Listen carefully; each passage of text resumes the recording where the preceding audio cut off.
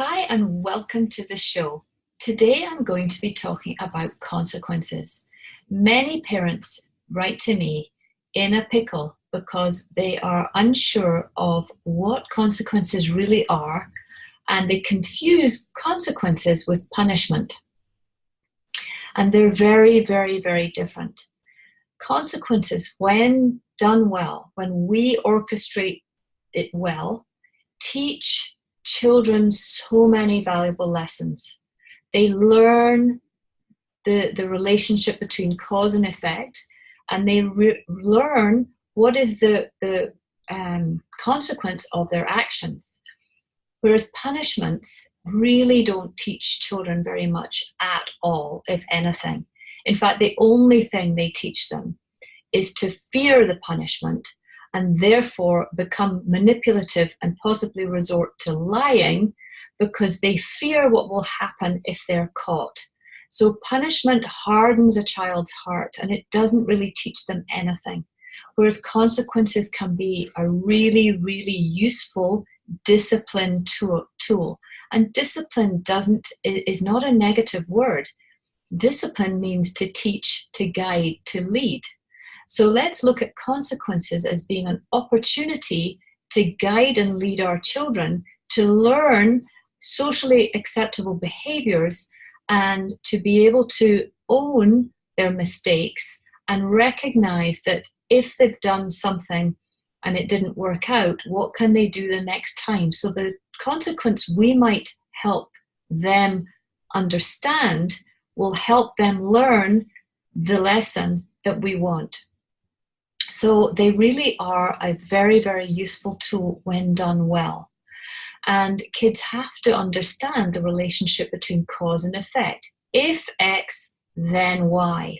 And consequences also teach them that with freedom comes responsibility. In other words, if you wear a bike helmet, you can ride your bike.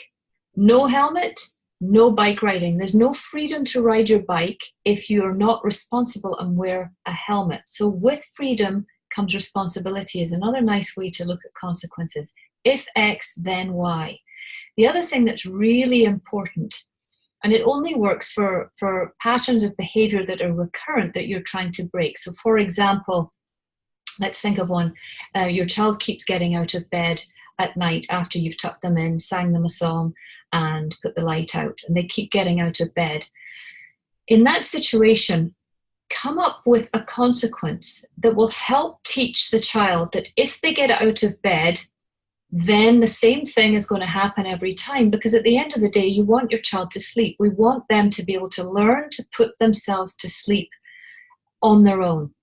So we have to make sure that our actions are conducive with the skills we want them to develop. So if every time your kid gets out of bed, you let them come back downstairs and you perhaps read another story, or you go and get them milk, or they tell you they're hungry, so you get them another snack, can you see that that is not helping them learn to stay in their bed and go to sleep and get up in the morning?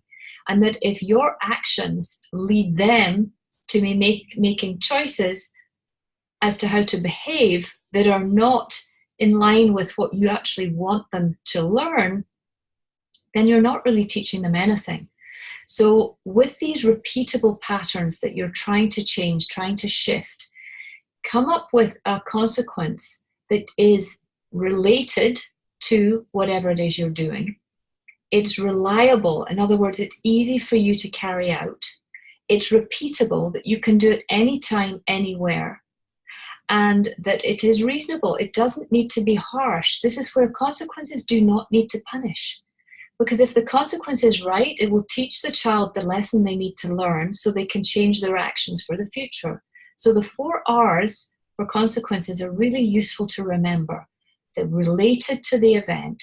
They're reliable to carry through. They're repeatable, that you can do them often, and that they're reasonable. They don't need to be harsh and they don't need to punish. So for example, something that's not related would be if you were to take your child's screen away because they were rude to you.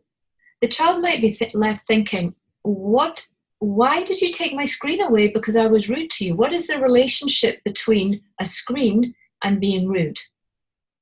You might say, okay, that's it. No more candy because you didn't put your toys away. And the kid's thinking, I'm not getting candy because I didn't put the toy away. Can you see that's more of a punishment? You know, you take the screen away from them because they were rude. It's a punishment for being rude. You take the candy away, or you don't give them candy next time because they didn't put the toys away this time. That's a punishment.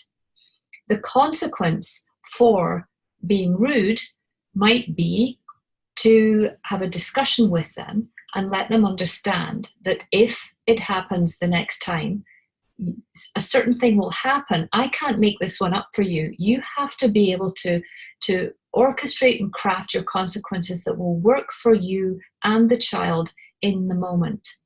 And, you know, the consequences for not putting away the toys, not taking away candy, not punishing them, but maybe saying the next time they are playing with their toys, you could say they can only take out fewer toys because they didn't put them all away last time.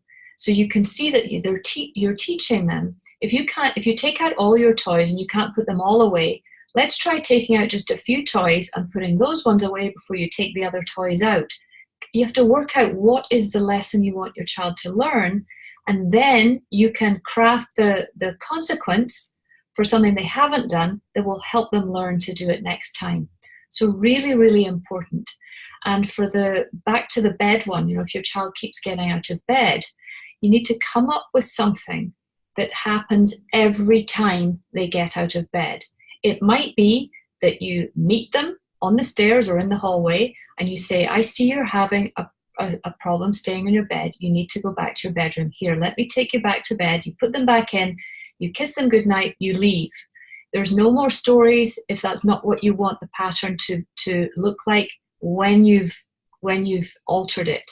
You have to work out what do you want bedtime to look like, and then if the child moves away from what you want it to look like, you need to work out what do I need to do to help them learn what we're trying to teach them.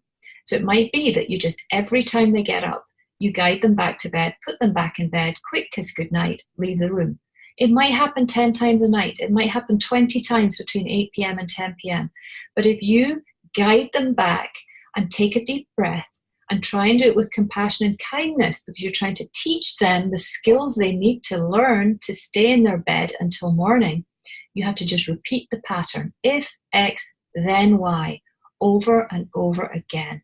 It takes so much willpower by us to not become triggered by this repeated behavior that's inconveniencing us. At the end of the day, I know the last thing you want is for your child to be coming down into and interrupting you again and again and again.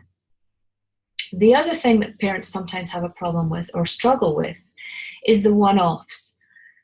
The kind of the behaviors that come from left field. You could never have imagined it, you've never anticipated it, but they've done something and you're just not quite sure of how to respond in the moment. I think it's perfectly acceptable to say, you know what, I just need a time to think about this, and we'll come up with a consequence for that because the behavior was unacceptable, and you need to learn that you can't behave like that.